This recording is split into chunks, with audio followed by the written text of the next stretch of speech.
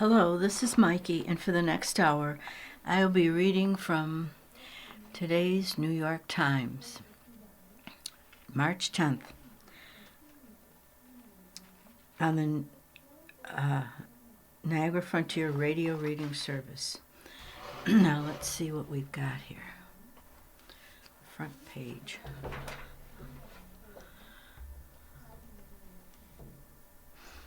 War with Iran becomes world's latest economic hazard. President Trump insists the conflict will be brief, but world leaders are preparing for severe economic blowback. Fuel prices could soar and stay elevated for months. That could make groceries and other shipped goods more expensive, and consumers and businesses, stung by the rising cost, could choose to spend less, constraining economic growth. In the eyes of economists, that is the increasingly real and dire picture from the U.S.-led war with Iran, now in its second week. It may be a conflict of President Trump's making, but it is becoming the world's latest economic headache, one that has sent foreign leaders scrambling for ways to contain the possible fallout. At the heart of the panic was a surge in the price of oil, which at one point on Monday shot above $100 a barrel. Because energy is central to the functioning of the global economy, the turbulence prompted heightened fears about a prolonged conflict that could exact a deep financial toll around the world, including on Americans.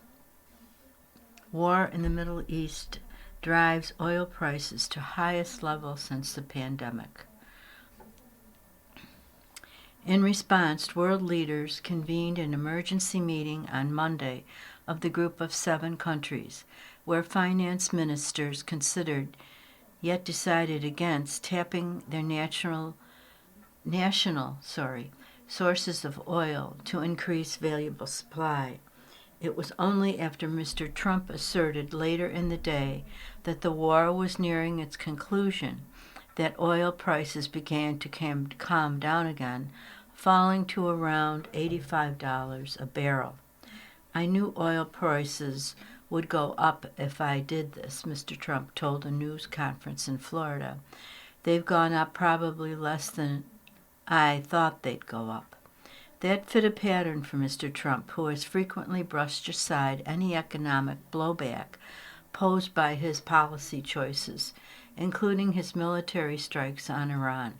Previously, Mr. Trump has even described the sharp turn in gasoline prices as a, quote, very small price to pay, unquote, for national security. The comments have offered a stark contrast with the president's boast about falling gas prices earlier in his second term, a development that he frequently portrayed as a strong gauge of the nation's trajectory. But the impact seemed anything but small for Americans. The average price of a gallon of gasoline reached nearly $3.48 nationally on Monday, according to the AAA, a 16% increase from a week earlier. The surge in energy costs initially spooked financial markets, leading to sharp declines in the S&P 500 and other major stock indices, which bounded as the White House looked to tamp down concerns about the oil market.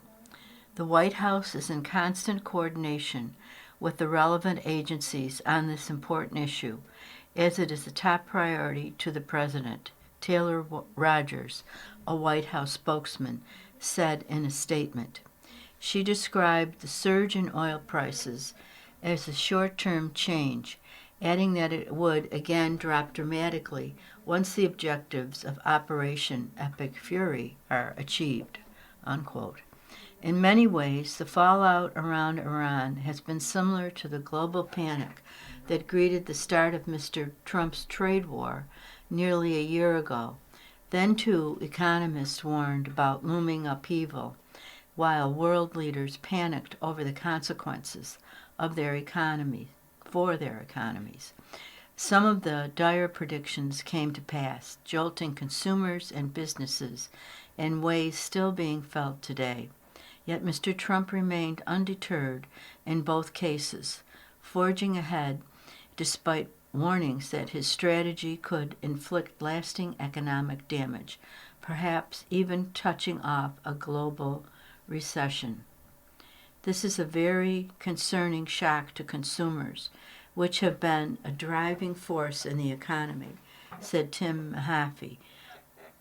Mahidi, chief economist at Access Macro, a research firm who formerly worked at the Federal Reserve Bank of San Francisco.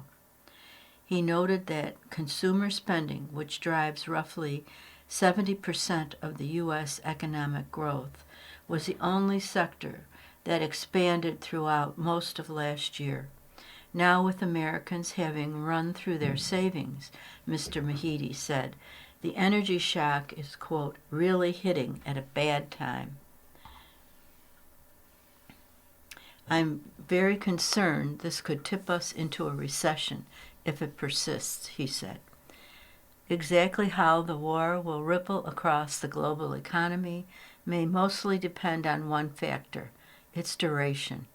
That's because the conflict has obstructed shipping in the Persian Gulf, which has snarled much of the world's oil and gas. The longer the showdown, the worse the toll could be. Excuse me.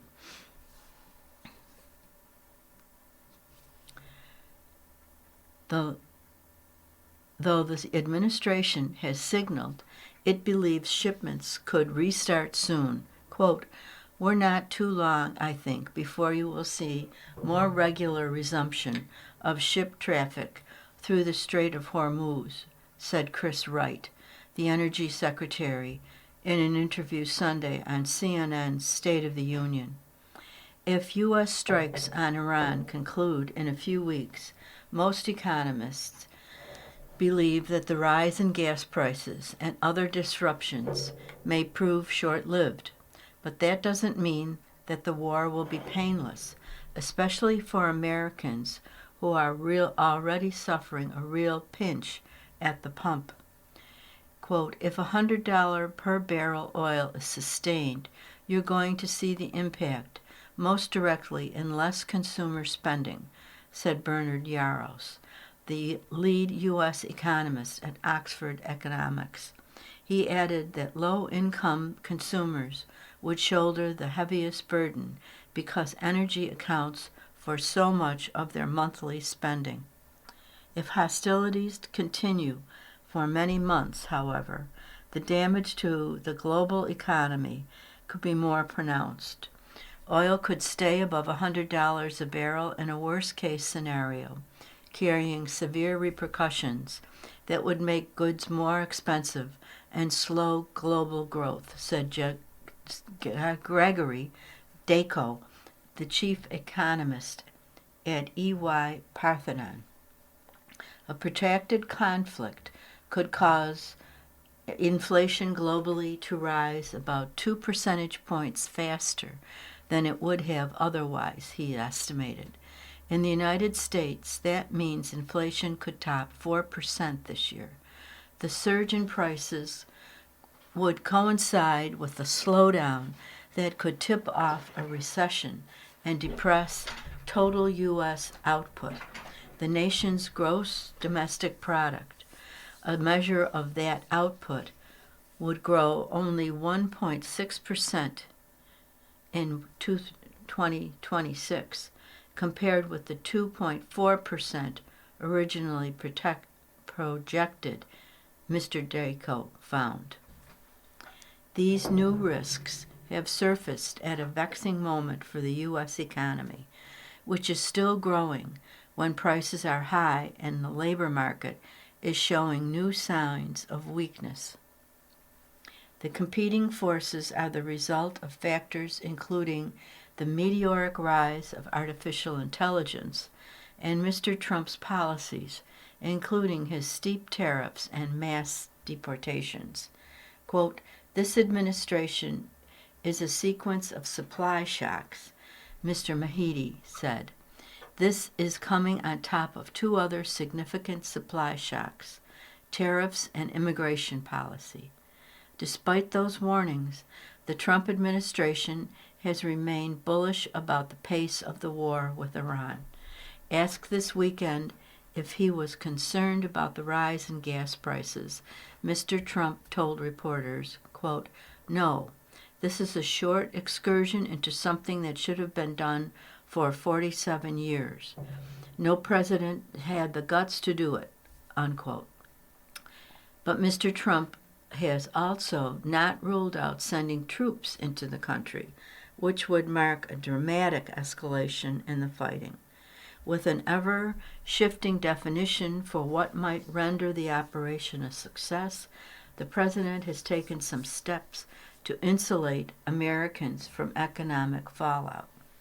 Last week, the U.S. government said it would offer limited protection and insurance for tankers crossing the Persian Gulf. The Treasury Department began taking steps that could allow for sanctioned Russian oil to be sold to other countries, including India. Lifting those sanctions, which were strengthened recently in response to Russia's invasion of Ukraine, marked a dramatic turnabout for Mr. Trump, who had previously threatened withering tariffs against countries that purchased Russian energy. It was also an effort to bolster the oil supply, even as the president's top aides insisted that they would not tap U.S. reserves to ease strains on the market. Quote, "From my early briefings about what was going to happen and how it was going to affect the economy, it's going way faster. It's been way more successful than I expected just listening to the briefings," said Kevin Hassett, the director of the White House National Economic Council, on CNBC last week. Quote, "I think that the bottom line is there's some disruption right now," he said, "but at the White House we've got our eyes on the horizon." This was written by Tony Rome, Colby Smith, and Alan Rappaport. Okay, now, let's see. I always have fun getting back to the main page.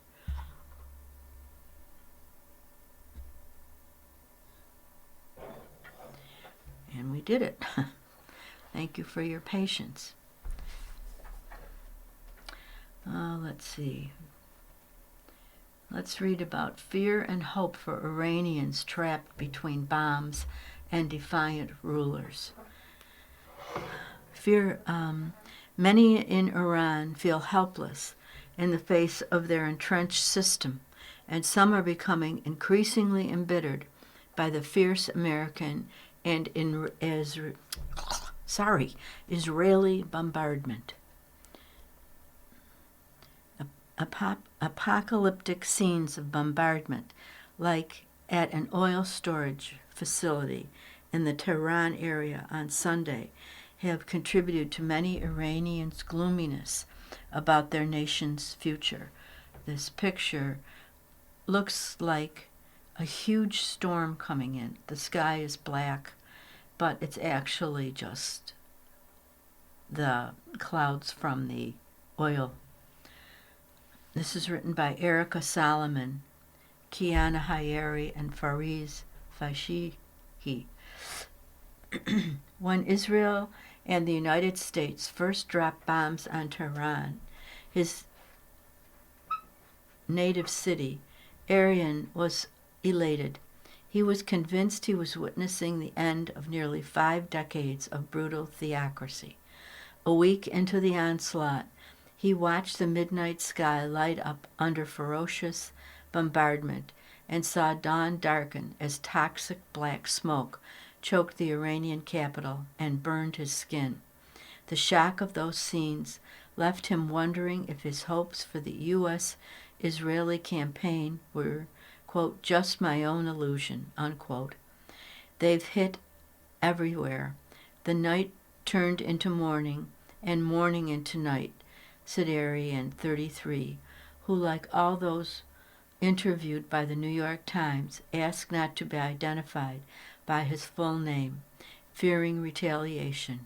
Quote, "People are becoming more discouraged, like I am."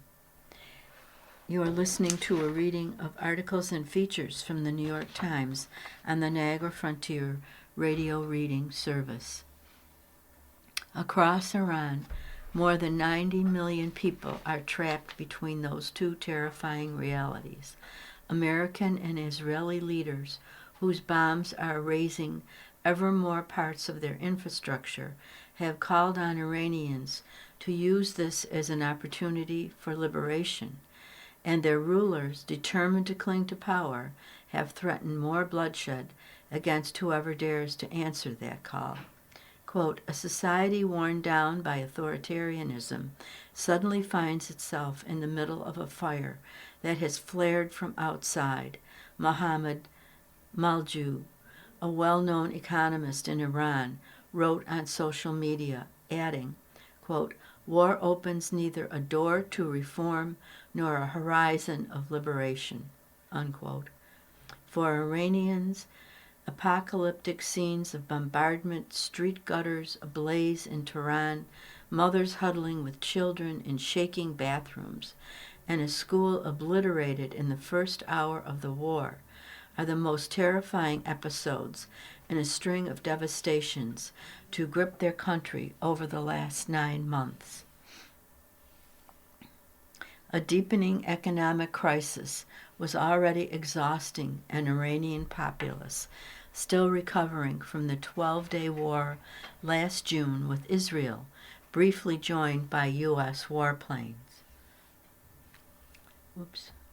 In January, security forces crushed a nationwide protest movement with deadly force, leaving thousands of dead and an entire country polarized and traumatized by the crackdown. When U.S. and Israeli forces began to pummel the capital on February 28th, President Trump called on Iranians to topple their government, vowing that, quote, "freedom is at hand," unquote.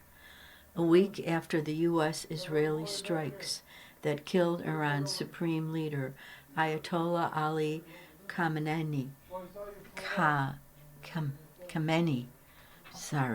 I'm butchering his name, I apologize. Mr. Trump expressed his desire to play a role in selecting the country's new leader, perhaps from the very authoritarian system that he has urged Iranians to rise against. The authorities responded by appointing the dead leader's son,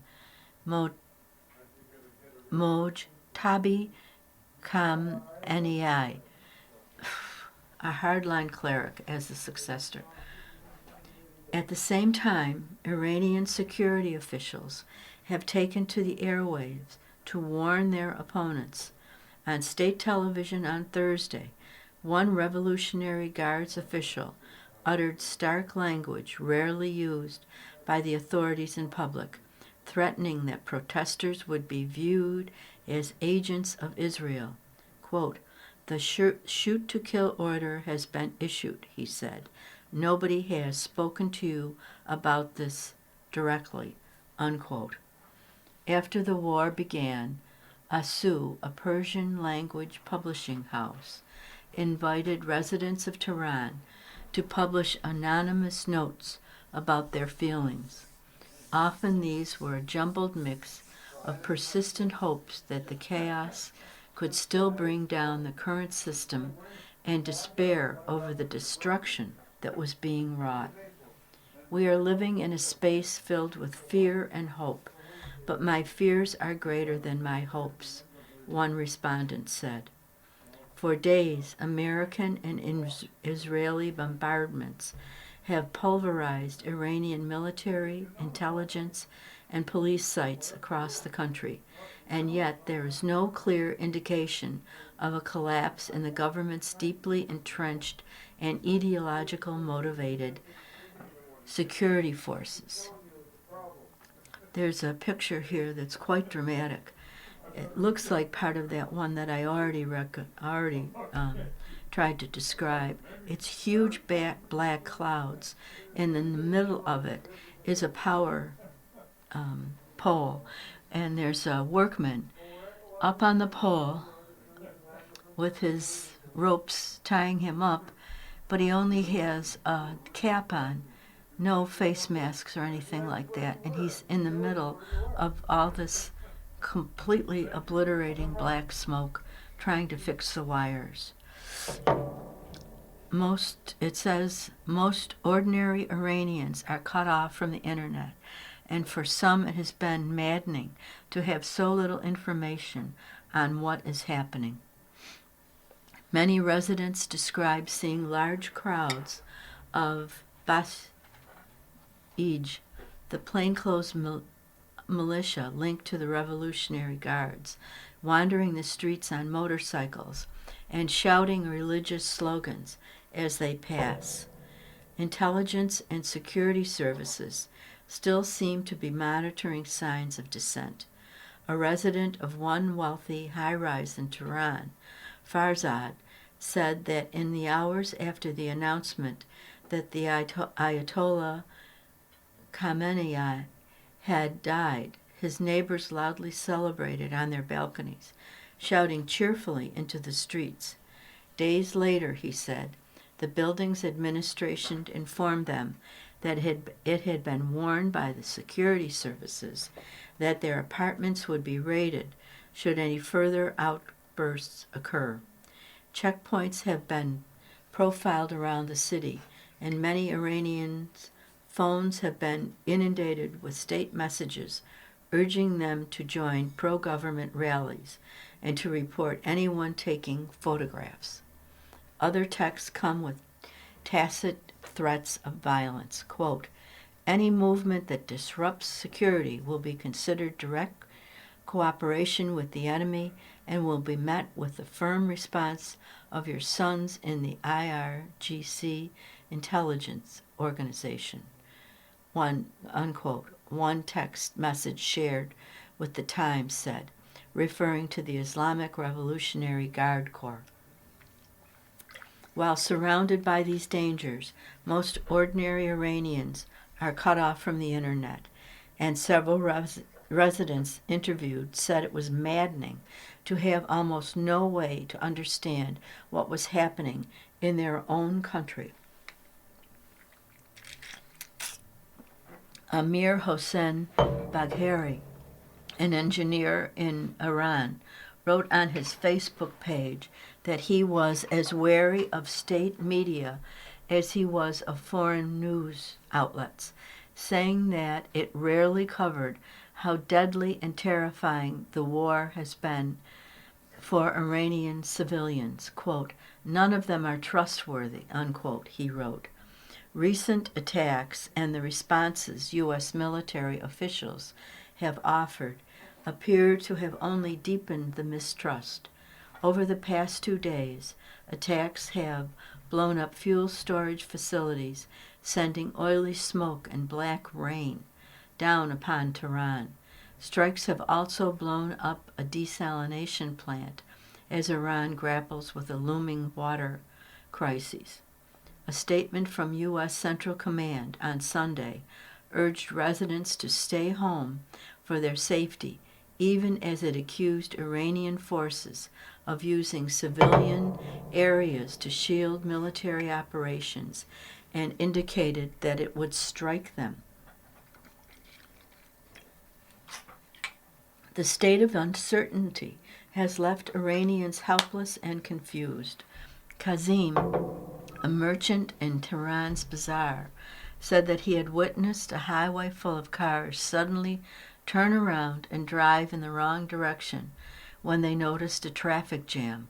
The blockage was caused by a new checkpoint, not an attack, he said, but, quote, people were terrified.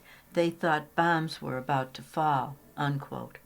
Masha, a 39-year-old with a startup business in Tehran, said she and her friends felt so lacking in control that they did not even bother to make personal plans, let alone imagine how to try to topple their government.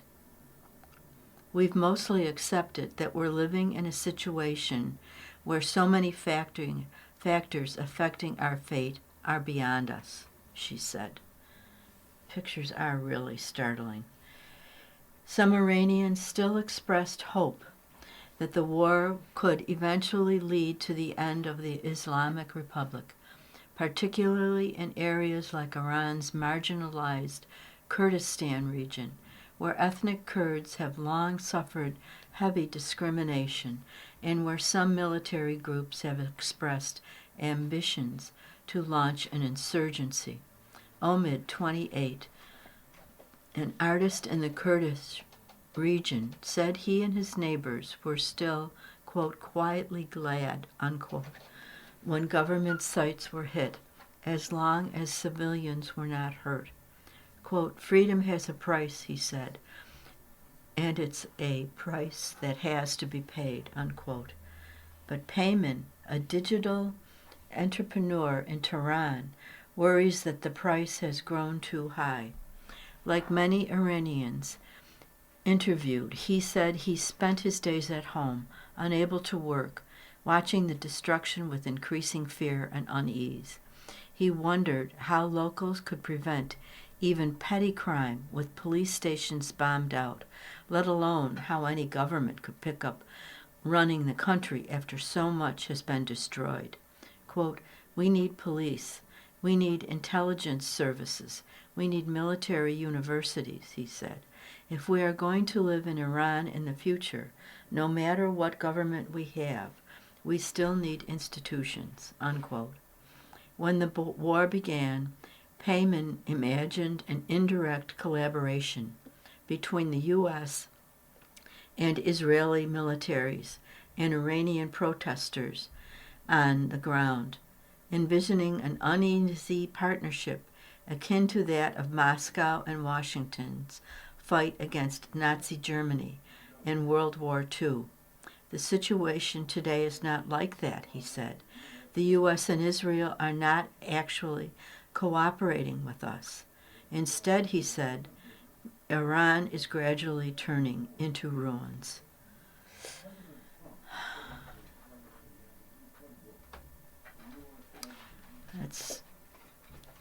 The old game is back. Oil is a potent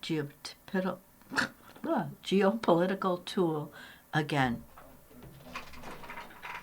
The war in the Middle East has sent prices soaring, showing how much the world continues to depend on reliable supplies of oil and gas. From the capture of Venezuela's Nicolas Maduro to the war in the Middle East, 2026 has served as a powerful reminder of oil's enduring influence in geopolitics and the global economy. Oil has been both a prize, as in Venezuela, and a potent tool of political coercion, as seen in the U.S. blockade that is starving Cuba of energy. And now, after oil breached $100 a barrel for the first time in almost 4 years, the economic risks of going even a short time without full access to energy from the Persian Gulf are becoming clearer by the day. Excuse me. With oil front and center, it feels almost like revisiting an earlier time, before countries began embracing renewable energy and before the United States became the biggest producer of oil and natural gas. There is little sign that the war with Iran will cause the kind of economic pain experienced about a half-century ago when oil met almost half the world's energy needs, and an embargo by members of an oil cartel caused prices to quadruple in a matter of months. That tipped the U.S. economy into a period of high inflation and stagnant economic growth. But it is clear that going without as much oil and natural gas as the world is used to, even briefly, will strain economies around the world. The old game is back, more than people thought it ever would be, said Elliot Abrams, who served as a special representative for Iran and Venezuela during the first Trump administration. And this is just a quick reminder, you're listening to a reading of articles and features from the New York Times on the Niagara Frontier Radio Reading Service.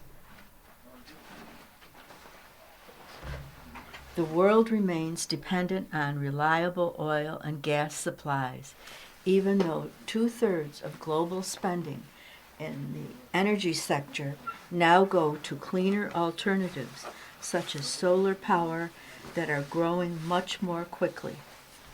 While oil now meets a smaller share of global energy needs than it used to, less than 30%, according to the International Energy Agency, the world uses almost twice as much of the fuel than it did in the early 1970s, and natural gas, used to heat homes and generate electricity, underpins more of the economy than it used to. The post-oil world remains far in the future, said David Sandalo, a fellow at Columbia University's Center on Global Energy Policy, who served in the Clinton and Obama administrations. Quote, "We're in the early to middle stages of an energy transition, but energy transitions take time. Of course, disruptions like the war in Iran may accelerate the move to alternative sources of energy, particularly in places that lack easy access to fossil fuels, while pushing countries to use energy more efficiently. The U.S. fuel economy standards are an enduring legacy of the 1973 oil embargo, for example. The widening conflict in the Middle East, which began with U.S.-Israeli attacks on Iran on February 28th, has all but blocked the Strait of Hormuz, a narrow waterway that serves as a gateway to market for 1/5 of the world's oil and substantial amounts of natural gas. Several refineries in the region have shut down or cut processing, some after sustaining damage, according to Kepler, KPLER, a research firm. That means they are turning less oil into fuel, like gasoline, diesel, and jet fuel. That disruption and concern that it might last for some time sent international oil prices around 38%, up around 38%, since late February. Fuel prices quickly followed, with especially large gains in the cost of diesel and jet fuel. Qatar, meanwhile, stopped cooling natural gas for export last week, citing military attacks. That sent natural gas prices soaring in Europe and Asia, which depend heavily on imported fuel. The United States, as the world's top natural gas producer, has been comparatively insulated. The natural gas market is much more regional than the oil market, largely because the colorless fuel is harder to transport. Gasoline and diesel prices have been climbing at a time when many Americans are already worried about the economy and inflation. Many of those economic concerns can be traced to the last major energy disruption after Russia invaded Ukraine in 2022. Gasoline prices, which briefly topped $5 a gallon that year, had fallen considerably, so much so that the relatively low cost of filling up served as a counterweight to rising prices elsewhere in the economy, and a point of pride for President Trump. The war with Iran carries political risk for Mr. Trump, not least because of the toll that higher energy prices will most likely take on the U.S. economy.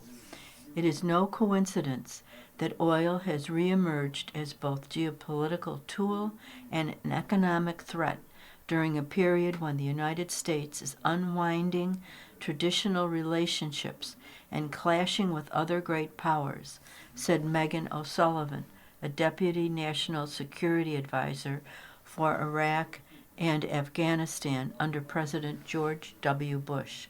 The energy weapon never went away, but there's a whole confluence of global conditions and then individual decisions by the Trump administration and others that have really brought it back to the fore, said Dr. O'Sullivan, now a professor at Harvard University's Kennedy School. The energy can be a tool of foreign policy, but it can also be an objective. For the latter, look no further than Mr. Trump's pursuit of oil in Venezuela. And in recent weeks, the United States has blocked Cuba from accessing oil in an attempt to topple the country's communist government. Starved of energy, the island nation, which is exceptionally dependent on imported fuel, is facing a humanitarian crisis and widespread power outages. In the Middle East, Iran has leaned on one of its strategic advantages, its ability to disrupt the flow of oil and natural gas through the Persian Gulf and hurt economies around the world. This is going to underscore yet again how exposed countries are to energy sources that are produced outside their borders, Dr. O'Sullivan said. How countries respond to the war in the long run will hinge partly on the severity of the economic fallout from higher energy prices. Reactions are also likely to vary by region, pushing countries in Asia and Europe that do not produce much oil or natural gas to adopt renewable energy faster. The United States, awash in oil and natural gas, may continue to lean into those strengths, at least under Mr. Trump, even though burning the fuels accelerates climate change. For any country that does not have substantial supplies of oil and gas, a no-brainer conclusion is that the investment in renewables plus storage is strategic from an energy security point of view, said Kelly Sims Gallagher, a former Obama administration official who is now dean and professor of energy and environmental policy at Tufts University's Fletcher School. Clean energy comes with its own geopolitical risks, including greater reliance on China, which dominates the production of everything from solar panels to wind turbines and rechargeable batteries. But unlike oil and gas, which countries need on an ongoing basis, securing wind and solar equipment is more of a one-time risk. Once a country has the tools to harness the sun and the wind, the energy sources themselves cannot be taken away. You can't weaponize the sun, said Catherine Wolfram, a deputy assistant secretary for climate and energy economics in the Treasury Department in the Biden administration. You can't weaponize the wind. Okay, let's go back to the front page again. See if we can find an article that's not totally on this and war. Let's see.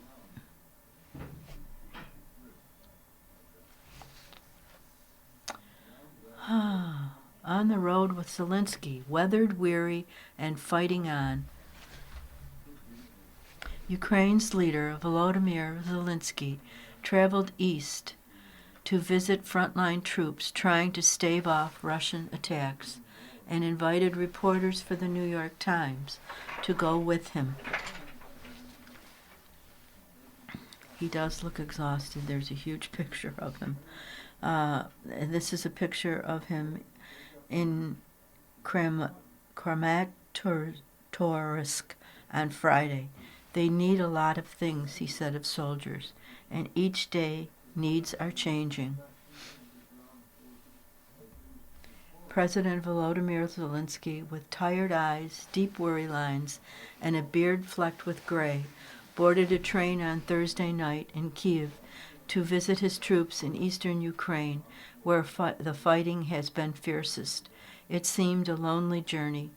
The U.S.-Israeli war launched against Iran almost a week earlier has pulled the world's attention away from Ukraine's bloody war with Russia and delayed the next round of American-backed peace talks. Supplies of air defense missiles that Ukraine desperately would like for itself were being quickly consumed in the Middle East. At home, Ukrainians were increasingly exhausted after a cruel winter of Russian strikes. Mr. Zelensky, now leading Ukraine into the 5th year of this war, has made a habit of visiting soldiers near the front lines every month or two. Even though his security details hates these trips, Mr. Zelensky said he found them inspiring. "I'm here for the morale level of soldiers and officers," Mr. Zelensky told me on Friday as we sat on a park bench in the city of Kramatorsk in the Donetsk region. Mr. Zelensky had invited the New York Times to join him on his trip east and spoke to me and Brendan Hoffman, one of our photographers, in a series of conversations that lasted about 90 minutes in all. Mr. Zelensky said he wanted to go to Donetsk specifically because Russia is pushing Ukraine to give away the entire region as part of any peace deal, even the chunk that Ukraine still controls. It remains the biggest sticking point to talks. In his dance with a Trump administration eager to end the war and take credit, Mr. Zelensky has offered compromises. By going to Donetsk, he was strongly indicating that Ukraine did not plan to walk away from this territory. "It's not about kilometers, it's about people," he said. "You see the cities alive." Mr. Zelensky gestured at the blue and yellow Ukrainian flag flying nearby, at joggers, at a confused man whose walk in the park had been interrupted by the military-like arrival of the president's convoy. Billboards in the city advertise hot dogs and hamburgers. People ride bikes and walk dogs. Grocery stores are open. Nearly 200,000 people live in the parts of the Donetsk region held by Ukraine, an area slightly larger than the state of Delaware. Even if the United States is distracted by another Middle Eastern war, and even if that war makes it harder to get the weapons it needs, Mr. Zelensky knows that Ukraine must still live and still fight. The front line is no more than 10 miles from Kramatorsk, close enough that Russian drone pilots had been able to target the city with nimble drones for almost 6 months. As we sat on the park bench, an end to a war that has already killed more than 15,000 civilians and hundreds of thousands of Ukrainian Russian soldiers seems very far away. Our conversation was interrupted by sleet and an air raid alert as well. The second talk took place over a lunch of beet and horseradish salad, mashed potatoes and chicken cutlets in a hidden underground command post that smelled like pine trees. The third happened on the train ride back to Kyiv, the country's capital. There's a picture of him with his troops talking, Mr. Zelensky. Mr. Zelensky's voice was slightly scratchy, and he occasionally coughed. After Russia launched its full-scale invasion in February 2022, the Ukrainian leader looked almost boyish as he gave nightly speeches from a bunker, refusing offers by Western allies to evacuate him. Now he looks all of his 48 years.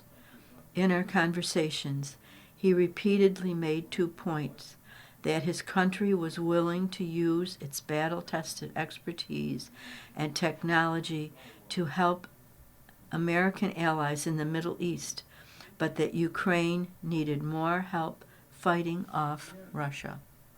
This is just another quick reminder. You're listening to a reading of articles and features from the New York Times on the Niagara Frontier Radio Reading Service. He said that he had sent Ukrainian-made interceptor drones and drone experts to help defend U.S. military bases in Jordan. He said that more experts would go to the Middle East to advise other countries on fighting the Iranian drones, known as Shaheeds, which Russia has used for years against the Ukraine. Now that they too are the targets of Shaheeds, Persian Gulf countries have been firing off costly Patriot interceptor missiles at a ferocious pace. It's the equivalent of using a bazooka to kill a fly. Ukraine needs Patriots to defend against the ballistic missiles that Russia sends into Ukrainian cities nearly every day. Perhaps they could be traded for Ukraine's interceptor drones, Mr. Zelensky said. To go from Kyiv to the front and back took almost 27 hours, after a train ride of more than 8 hours to a station near the eastern city of Kharkiv. Mr. Zelensky's convoy of vans, SUVs, and trucks drove a couple of hours to the Donetsk region along roads covered in netting intended to protect vehicles from strikes by light attack drones. The vehicles raced past villages with destroyed churches and boarded-up houses at speeds that sometimes reached more than 90 miles an hour. Ruined factories and yellow construction excavator had been outfitted with makeshift ruined factories resembled bent erector sets. Trucks and even a yellow construction excavator had been outfitted with makeshift drone shielding cages on top and electronic jammers. Wow. During our trip, Mr. Zelensky first visited soldiers in Druzhkivka, a frontline city with near daily Russian shelling. His team said it was too dangerous for Brendan and me to go there, so we were taken to breakfast in nearby Sloviansk. Mr. Zelensky made a video in the city square near a statue of a dancing couple that has become a symbol of Ukrainian loss and resilience. Couples used to get married near the statue, called Lover's Monument, including soldiers. Russia recently shelled the square. The monument survived. Later, as the Ukrainian leader sat through a briefing inside an underground bunker, a Russian-guided bomb hit in the distance. Then a first-person view drone flew above the waiting convoy of vehicles. The driver of the vehicle that Brendan and I were in reversed quickly to put distance between the vehicles. It was unclear whether the drone was Russian or Ukrainian. Mr. Zelensky and his commander-in-chief had debated traveling instead to the neighboring Zaporizhzhia region. Ukrainian troops recaptured enough land there in February that Ukraine, for the first time since November 23, gained more territory overall than Russia. Wow, that's amazing, isn't it? The trip would have been something of a celebration. But in Donetsk, Russia and Ukraine have fought over every foot of this most bitterly contested land.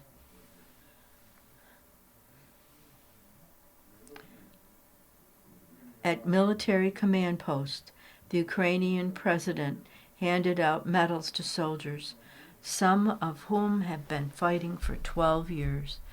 Ever since Russia started a proxy war in the East, he shook hands with commanders and listened as they made their pitches for more money, more equipment, more men, just more.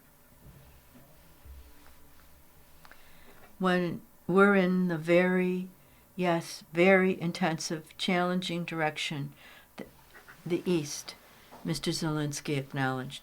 They need a lot of things, and each day needs are changing.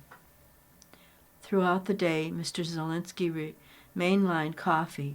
One advisor estimated the president downed 10 or more cups a day. No, Mr. Zelensky said when offered water at night. I will drink coffee. He traded jokes with the commander-in-chief, Alexander Syrskyi, about how little sleep each man survives on. Mr. Zelensky said he got an average of 5 hours a night. Mr. Syrskyi claimed to get 3.5. Mr. Zelensky said that Mr. Syrskyi, in fact, was sleeping only from 3 a.m. to 5 a.m. every day. I asked Mr. Zelensky if he had seen President Trump's comments to Politico on Thursday. Mr. Trump had again said that Mr. Zelensky was the real obstacle to reaching peace and that President Vladimir Putin of Russia was ready to make a deal, despite the evidence to the contrary. Mr. Zelensky shrugged it off. He is always careful when talking about Mr. Trump. Mr. Zelensky gave a short laugh at the notion of even having to explain the war's roots. I thought that it's so understandable who is the aggressor and who is not, he said. He said that he had heard different messages from Steve Witkoff, Mr. Trump's special envoy, and Jared Kushner, Mr. Trump's son-in-law. He credited them with working hard to get a deal done. Another round of peace talks involving Ukraine, Russia and the United States was supposed to have been held in the United Arab Emirates on Friday, the very day that Mr. Zelensky traveled out east. The Americans offered alternatives involving just Ukraine and Russia, Mr. Zelensky said, but he wanted to wait another trilateral round could be held. I think that'll be next week, if we're serious to continue these negotiations, Mr. Zelensky said. The war with Iran does not just risk shifting American attention from Ukraine. Each Patriot interceptor that Middle Eastern countries have fired is also a reminder of how few there are left in the world. Mr. Zelensky said it was understandable that those countries had used so many Patriots, given the scale of Iran's retaliatory strikes. It was a big attack, yes, and like we had all this winter, he said. He laughed ruefully. Russia's strikes have been relentless this winter. Mr. Zelensky said Ukraine did not have many Patriots left. What will it do if it cannot get more? Very difficult question, he said. A string of Middle East leaders, including Crown Prince Mohammed bin Salman of Saudi Arabia, have called him, he said. Everyone wanted Ukraine's interceptor drones. Mr. Zelensky said he would do what he could. Our train pulled into the station at 1:30 a.m. Saturday. By this point, Kyiv had been under an air raid alert for about 40 minutes. Mr. Zelensky's vehicle peeled out of the train station as Patriot interceptors boomed in the distance. That night, the Russians would fire 480 drones and 29 missiles into Ukrainian cities. According to the Ukrainian Air Force, Ukraine managed to knock down 453 drones, and 19 missiles. 6 people were injured in Kramatorsk, including 3 children, by an aerial bomb. A missile killed 10 people in Kharkiv, including a boy who was in 2nd grade and a girl in 8th grade.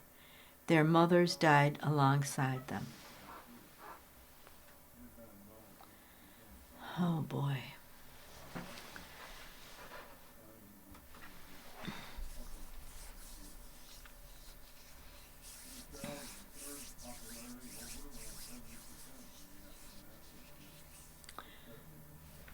FBI subpoenas records records in Arizona in expansion of 2020 voting inquiry.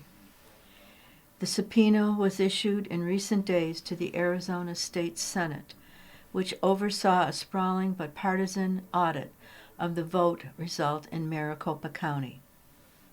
The FBI has expanded its criminal investigation into purported irregularities in the 2020 presidential election, issuing a grand jury subpoena for reams of information about voting results in Maricopa County, Arizona, the largest and most influential county in the swing state, according to 3 people familiar with the matter. The subpoena was issued in recent days to the Arizona State Senate, which oversaw a sprawling but partisan audit of the vote result that was ordered by state Republicans in Maricopa County in the months after Donald J. Trump lost to President Joseph Biden. Warren Peterson, the Republican president of the Arizona Senate, confirmed receiving the subpoena in a social media post on Monday. Quote, "Last week I received a subpoena and complied with federal grand jury subpoena for records relating to the Arizona State Senate's 2020 audit of Maricopa County," he wrote. The FBI has the records. The move by litigators and investigators indicated that the Justice Department had added a new state to its efforts to re-examine the 2020 race. That inquiry was first disclosed in January when FBI agents executed a search warrant at an elections office in Fulton County, Georgia, removing truckloads of voting records. Mr. Trump has long been fixated on his defeat in 2020. The investigation into supposed irregularities in the race is his latest effort to harness the vast investigative power of federal law enforcement to bolster his baseless claims that the election was stolen from him. Mr. Trump hailed the move to send out the subpoena on social media on Monday morning, linking an article about the demand for records by John Solomon, a reporter for the right-wing news outlet Just the News, who has close ties to the FBI Director Kash Patel. "Great," the president wrote. Quote, "FBI secretly seized election records from Arizona's largest county as a voting probe expands."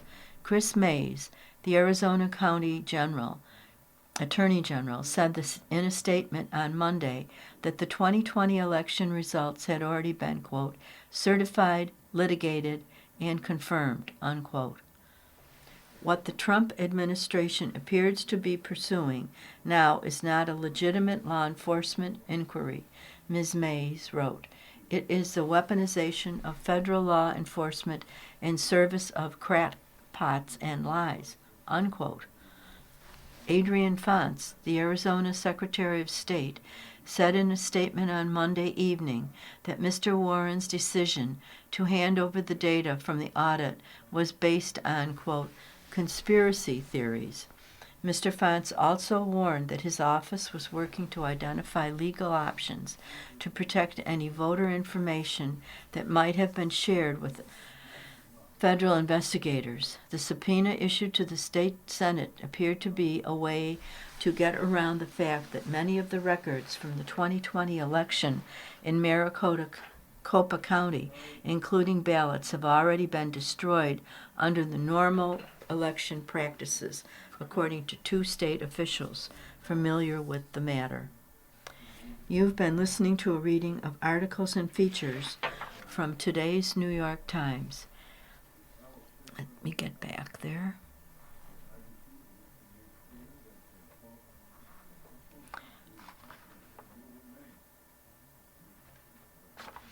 March 10th. Sorry for the... That's the March 10th issue of the New York Times. Your reader has been Mikey.